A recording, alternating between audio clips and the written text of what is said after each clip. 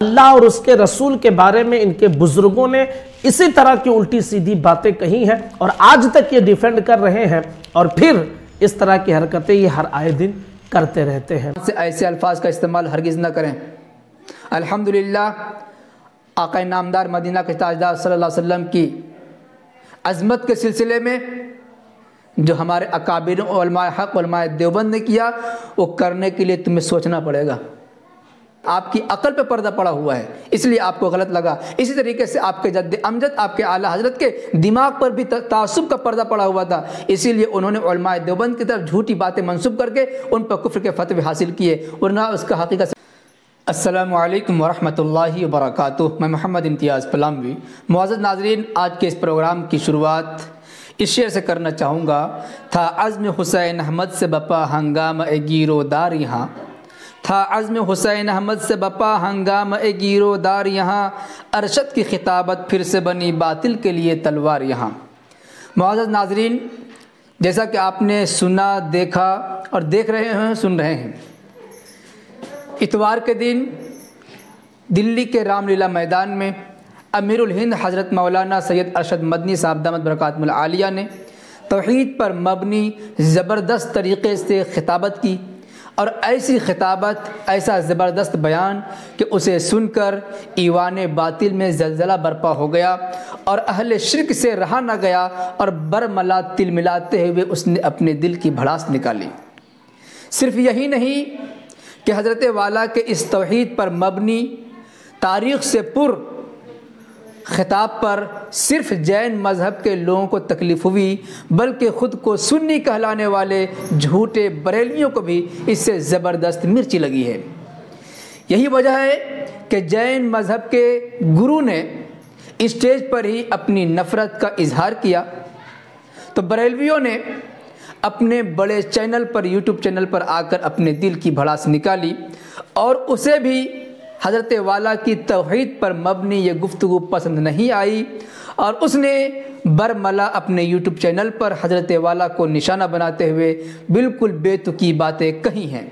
اس سے پہلے کہ ہم حضرت والا کے بیان کا جواب دوں، پہلے آپ اس بریلوی چینل کا جو بکواس ہے اسے آپ سماعت فرمائیں، اس کے بعد انشاءاللہ حضرت والا نے کیا غلط کہا، کیا صحیح کہا، اس پر مکمل تفصیل حوالوں کی روشنی میں آپ کے سامنے بیان کیا جائے گا انشاءاللہ۔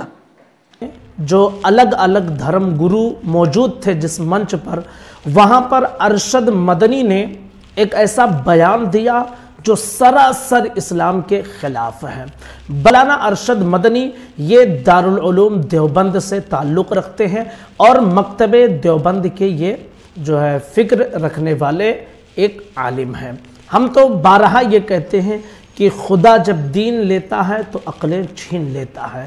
یہ اس طرح کی نادانی ہر آئے وقت کچھ نہ کچھ یہ کرتے رہتے ہیں۔ ابھی انہوں نے جو بیان دیا وہ بے تکا بیان میں آپ کو سناؤں گا۔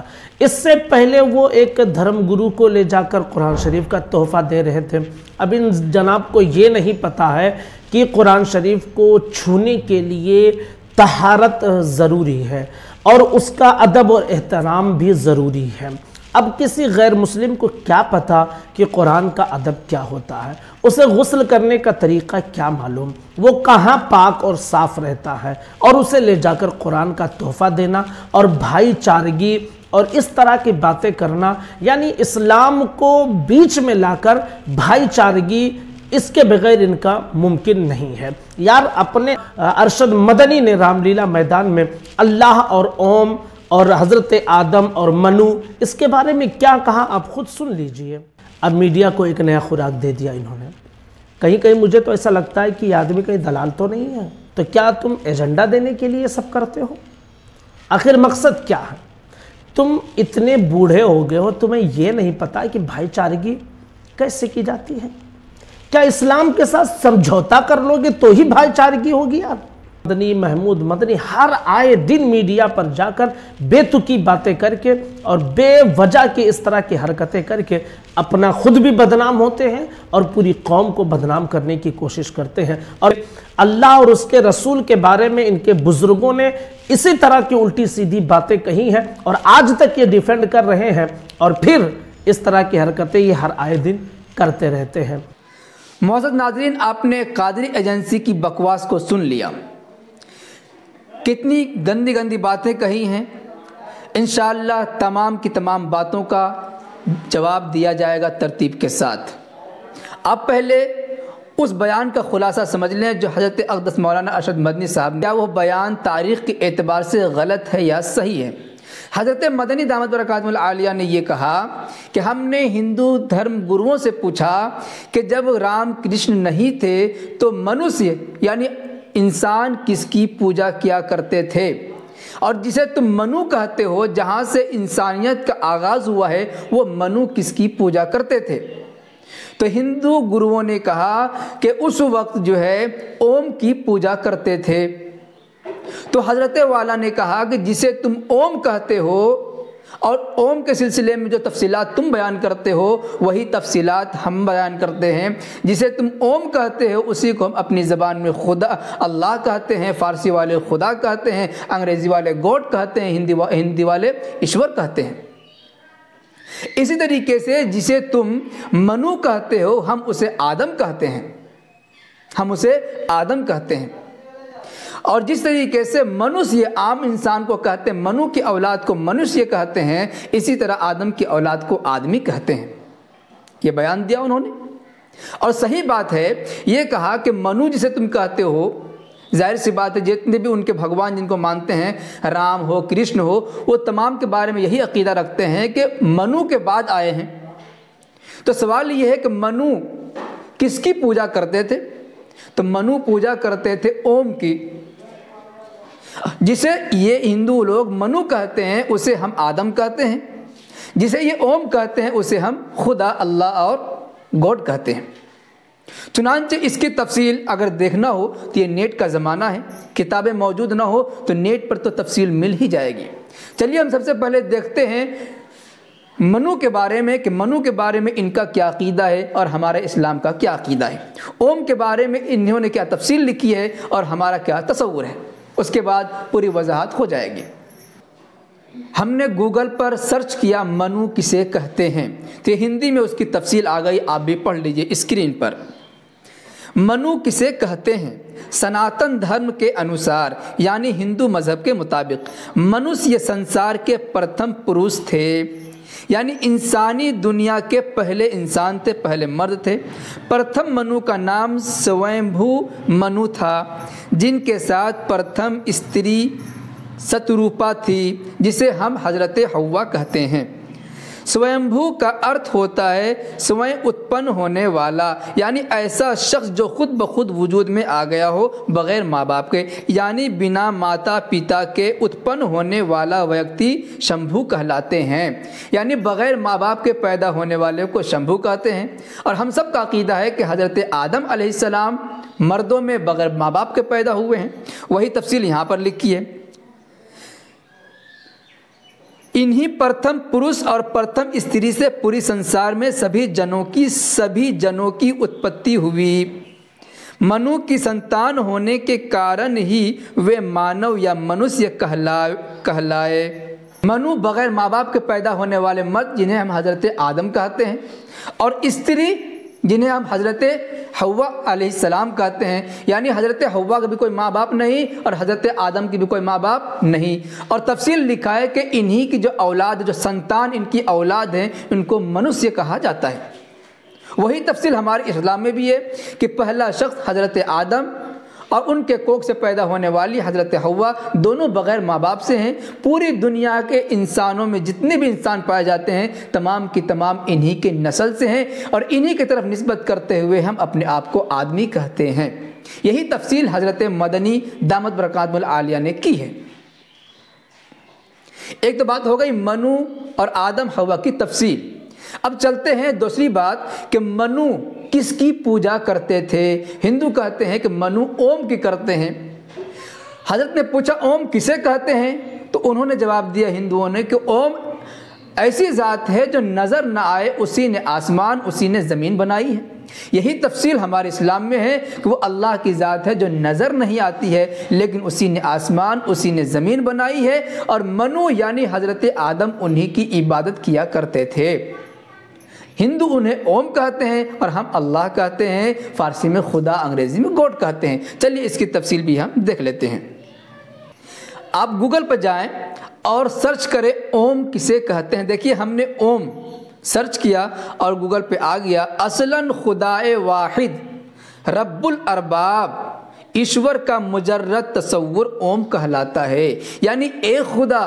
ہندو جتنے بھی خدا دیوی دیوتا مانتے ہیں ان تمام کا خدا، خدائے واحد رب الارباب، اسے اوم کہتے ہیں۔ اور ہمارا بھی یہی عقیدہ ہے کہ تمام چیزوں کے پیدا کرنے والا ایک اللہ۔ اب بتائیے کہ حضرت مدنی دامت برکاتہم العالیہ نے جو تفصیل بتائی منو کے سلسلے میں، اوم کے سلسلے میں، وہی تفصیل ہندوؤں کے یہاں ہے یا نہیں؟ وہی تو حضرت مدنی نے فرمایا کہ اسلام، اور چونکہ حضرت آدم علیہ السلام، ان کا بھی عقیدہ منو کے سلسلے میں کہ سب سے پہلے بھارت میں آئے، اسلام کا بھی عقیدہ یہی ہے کہ حضرت آدم علیہ السلام سب سے پہلے ہندوستان میں تشریف لائے، اور ہم مسلمان چونکہ انہی کی اولاد میں ہیں، ہندوستان میں یہ پھیلایا جا رہا ہے، نفرت پھیلائی جا رہی ہندوؤں کی طرف سے کہ مسلمان اپنے باپ دادا کے راستے سے ہٹے ہوئے ہیں، اس لیے انہیں گھر واپسی کی ضرورت ہے، اپنے باپ دادا، اپنے پروج کے نقش قدم پر چلنے کی ضرورت ہے۔ حضرت مدنی دامت برکاتہم العالیہ نے برملا یہ کہا کہ مسلمان اپنے پروجوں کے نقش قدم پر ہیں، ہندوؤں کو اپنے پروجوں کے نقش قدم پر ہونا چاہیے، کیونکہ دین، جتنے بھی نبی 1,24,000 آئے، تمام نبیوں کا دین ایک تھا، حضرت آدم علیہ السلام سے لے کر حضرت محمد صلی اللہ علیہ وسلم تک، اور دین کی تشریح کی جس کا تعلق عقیدہ سے ہو۔ البتہ شریعت الگ الگ رہی ہے، عیسائیوں کی شریعت الگ ہے، چلنے کا راستہ مسلمانوں کا الگ ہے، لیکن عقیدے میں کوئی فرق نہیں ہے۔ جو عقیدہ حضرت آدم علیہ السلام کا تھا وہی عقیدہ پیارے نبی حضرت محمد مصطفیٰ صلی اللہ علیہ وسلم کا ہے۔ تو عقیدے کی بنیاد پر ہم پہلے جو منو تھے، پہلے حضرت آدم تھے، ان کے نقش قدم پر، ان کے طریقے پر ہم ہیں۔ اس لیے ہندو بھٹک گئے ہیں، اپنے منو کے راستے پر نہیں ہیں، کیونکہ منو اوم کی پوجا کرتے تھے اور ہم مسلمان بھی اوم کی پوجا کر رہے ہیں، گویا کہ ہم اپنے پروج کے نقش قدم پر ہیں۔ ہندوؤں کو اپنے نقش قدم پر، اپنے پروجوں کے نقش قدم پر آنا چاہیے۔ بھلا بتائیے اس سے بڑی سچائی کیا ہو سکتی ہے؟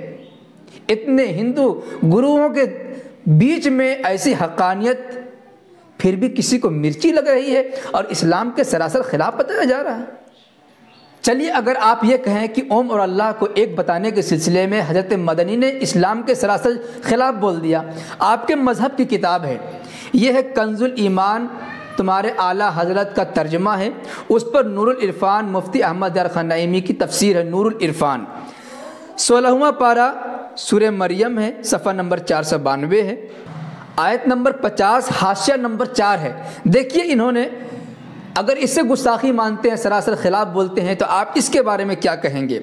کیا کہتے ہیں کہ یہودی، عیسائی، داؤدی، مسلمان، سارے دین والے آپ کی تعریف کرتے ہیں، حتیٰ کہ بعض مشرکین بھی آپ کو کرشن کہہ کر آپ کا احترام کرتے ہیں۔ مجھ سے خود ایک مذہبی ہندو نے کہا کہ جنہیں تم ابراہیم کہتے ہو انہیں ہم کرشن جی کہتے ہیں اور حضرت اسماعیل کو ارجن کہتے ہیں۔ اب بتائیے، آپ کی تفسیر کی کتاب میں لکھا ہوا ہے کہ جسے مسلمان حضرت ابراہیم کہتے ہیں اسے ہندو کرشن کہہ کر پوجا کرتے ہیں، ان کا احترام کرتے ہیں، اور جنہیں مسلمان حضرت اسماعیل علیہ السلام کہتے ہیں انہیں ہندو ارجن کہتے ہیں۔ یہ آپ کی تفسیر میں لکھا، بتائیے یہ اسلام کے خلاف ہے یا اسلام کے موافق ہے؟ انہوں نے شعر پڑھا تھا کہ خدا جب دین لیتا ہے تو عقلیں چھین لیتا ہے۔ اب بتائیے اس شعر کی زد میں کون آیا، ہم یا تم؟ اب کیا ہے، حضرت مدنی نے ابھی مہینہ پہلے اتراکھنڈ میں ایک ہندو دھرم کے گرو کو قرآن کریم کا ہندی میں ترجمہ تحفے کے طور پر دیا، اس پر بھی انہیں اعتراض ہے کہ ہندو کو قرآن دے دیا، انہیں پاکی ناپاکی کا پتہ نہیں ہے، انہیں قرآن کی تعظیم کا پتہ نہیں ہے۔ بھلا بتائیے کتنی بری بات ہے۔ اگر ہم تبلیغ والے مسلمانوں میں تبلیغ کریں، انہیں مسجد سے جوڑے، بے نمازیوں کو نمازی بنائیں، تو کہتے ہیں کہ ہندوؤں میں تبلیغ کیوں نہیں کرتے؟ جب ہندوؤں کو قرآن کریم کا تحفہ پیش کرتے ہیں تاکہ وہ قرآن کریم کا ہندی ترجمہ پڑھ کر ہدایت یافتہ ہو جائیں، قرآن کریم کو سمجھ سکیں، تو بھی ان کو اعتراض ہے کہ ہندوؤں میں کیوں تقسیم کر رہے ہیں، انہیں قرآن کی عظمت نہیں معلوم۔ تو بھلا بتاؤ دین پھیلانے اور دین کی سچائی بتانے کا راستہ کیا ہے؟ اور یاد رکھیں کوئی بھی شخص اگر پیار محبت سے کوئی کسی کی دھارمک کتاب کو لے رہا ہے تو اس کا احترام بھی یقیناً کرے گا۔ ایک مسلمان جب کسی ہندو کو قرآن پاک محبت میں تحفے کے طور پر پڑھنے کے لیے دے رہا ہے تو کیا آپ یہ سوچیں گے کہ یہ ہندو اس قرآن کی بے حرمتی کرے گا؟ ایسا نہیں ہو سکتا ہے۔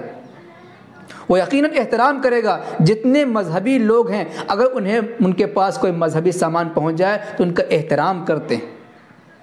اس لیے کہنا کہ قرآن دے دیا بے حرمتی ہو گئی، انہیں پاکی ناپاکی کا پتہ نہیں ہے، بالکل سراسر غلط ہے۔ حضرت مدنی نے قرآن کریم کا ہندی میں ترجمہ کر کے دیا ہے تاکہ وہ قرآن کریم کو پڑھ کر سمجھ کر اسے حاصل کر سکے، ورنہ تو پوری دنیا میں مسلمان کے علاوہ کوئی قرآن پڑھ بھی نہیں کرے گا، پھر ہدایت کیسے ملے گی لوگوں کو؟ اس لیے ان کا یہ اعتراض بالکل غلط ہے۔ اور جو انہوں نے کہا کہ منو اور اوم کے بارے میں بات نہیں کرنی چاہیے، بالکل کرنی چاہیے، وقت کا اہم تقاضا ہے۔ جس طریقے سے RSS اور سنگھ والے مسلمانوں کو گھر واپسی اور پروجوں کے طریقے پر لانے کی کوشش کر رہے ہیں، ان کے بیچ میں ایسے وقت میں ایسا بیان دینا بالکل ضروری تھا، اور حضرت والوں نے صحیح کہا تاکہ انہیں بھی مطالعہ کرنے کی ضرورت پڑ جائے، مطالعہ کریں اور سمجھیں کہ مولانا مدنی صاحب نے غلط کہا یا صحیح کہا، اور ہم نے پوری تفصیل آپ کو بیان کر دی ہے۔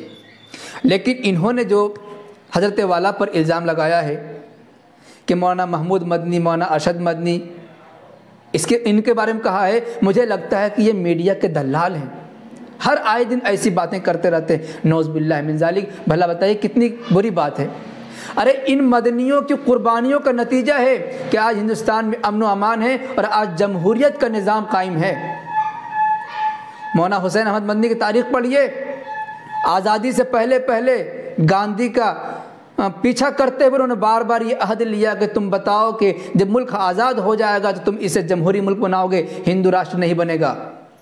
جب تک کر لیا تب تک ان کا پیچھا نہیں چھوڑا، اور انہی کی قربانیوں کا نتیجہ ہے کہ آج یہ ملک ہندوستان جمہوری ملک ہے۔ اور انہوں نے یہ بھی کہا کہ بھائی چارگی کا مطلب یہ نہیں کہ اسلام کا سودا کیا جائے، اسلام کے ساتھ سمجھوتا کیا جائے۔ بھائی سمجھوتا کون کر رہا ہے؟ کیا بھی آپ نے دیکھا مولانا ارشد مدنی صاحب کو کسی مندر میں جا کر پوجا کرتے ہوئے؟ کسی پنڈت کے چرنوں میں جا کر دیکھا آپ نے کہ اوم کا نعرہ لگا رہے ہوں، جے جے رام کر رہے ہیں؟ کبھی دیکھا آپ نے؟ تو پھر آپ ایسا کیسے کر سکتے ہیں کہ انہوں نے جو ہے اسلام کا سمجھوتا کیا؟ بالکل بیتوکی بات ہے۔ اور سب سے خطرناک بات جو انہوں نے کہی ہے کہ اللہ اور اس کے رسول کے بارے میں ان کے بزرگ اسی طریقے سے الٹی سیدھی باتیں کرتے آ رہے ہیں اور آج تک ان کے ڈیفینڈ کر رہے ہیں، اور اسی طرح کی حرکتیں ہر آئے دن کرتے رہتے ہیں۔ یاد رکھیں، زبان سے ایسے الفاظ کا استعمال ہرگز نہ کریں۔ الحمدللہ آقا نامدار مدینہ کے تاجدار صلی اللہ علیہ وسلم کی عظمت کے سلسلے میں جو ہمارے اکابر علماء حق علماء دیوبند نے کیا، وہ کرنے کے لیے تمہیں سوچنا پڑے گا۔ خود کو عاشق رسول کا چولا اوڑھ کر یہ نہ سمجھو کہ تم ہی عاشق رسول ہو، باقی سب غدار رسول ہیں، ایسا سوچنے کی غلطی نہ کرنا بھائی۔ الحمدللہ اس ملک ہی نہیں پوری دنیا میں جہاں کہیں بھی عظمت رسول پر انگلی اٹھائی گئی ہے، علماء حق علماء دیوبند نے اس کا منہ توڑ جواب دیا ہے۔ الحمدللہ گستاخی کرتے نہیں علماء دیوبند، لیکن تمہارے علماء کی کم نظری، تنگ نظری اور حسد اور کینہ ہے جس کی وجہ سے کیڑا نکالتے رہتے ہو اور صحیح بات کو بھی غلط طور پر پیش کر کے عوام کو بھڑکاتے ہو۔ الحمدللہ ہمارے اکابرین نے صحیح باتیں کہی۔ اب رہی بات ڈیفینڈ کی، ظاہر سی بات ہے کسی معصوم پر اگر چوری کا الزام لگے گا تو الزام لگانے والے بدبخت ہوئے، البتہ جس پر چوری کا الزام لگا ہے اسے تو اپنے الزام کو دھونے کی، الزام دور کرنے کی ضرورت ہے۔ لیکن بتائیے کیا الزام لگا دینے کی وجہ سے حقیقت میں وہ معصوم انسان چور بن جائے گا؟ نہیں بنے گا۔ یہی کام تمہارے بزرگوں نے کیا ہے کہ ہمارے بزرگ جو معصوم تھے ان گناہوں سے جس گناہ کی نسبت تم نے کی ہے، ان گستاخیوں سے جن گستاخیوں کی نسبت تم نے ہمارے اکابرین کی طرف کی ہے، ہمارا اکابرین ان گستاخیوں سے بالکل پاک اور منزہ تھے، لیکن تم لوگوں کے علماء جو اعلیٰ حضرت تھے ان کے دماغ میں گندگی تھی، انہوں نے گندگی نکالتے ہوئے ہمارے علماء پر کیچڑ اچھالے تھے۔ غلطی کچھ نہیں تھی، لیکن غلطی ثابت کرنے کے لیے الٹی سیدھی باتیں کہی ہیں۔ گستاخ ہمارے اکابرین نہیں، الحمدللہ ہمارا اکابرین نے صحیح باتیں کہی ہیں۔ جس طریقے سے آج آپ نے مولانا ارشد مدنی کے بارے میں کہا کہ بالکل سراسر یہ اسلام کے خلاف ہے، اسلام کے خلاف نہیں ہے، بلکہ آپ کی عقل پہ پردہ پڑا ہوا ہے، اس لیے آپ کو غلط لگا۔ اسی طریقے سے آپ کے جد امجد، آپ کے اعلیٰ حضرت کے دماغ پر بھی تعصب کا پردہ پڑا ہوا تھا، اسی لیے انہوں نے علماء دیوبند کی طرف جھوٹی باتیں منسوب کر کے ان پر کفر کے فتوے حاصل کیے، ورنہ اس کا حقیقت سے کوئی تعلق نہیں ہے۔ معزز ناظرین، امید ہے بات سمجھ میں آ گئی ہوگی۔ اللہ پاک ہمیں سمجھ کی توفیق عطا فرمائے، آمین۔ وما علینا الا البلاغ المبین۔ السلام علیکم ورحمۃ اللہ وبرکاتہ۔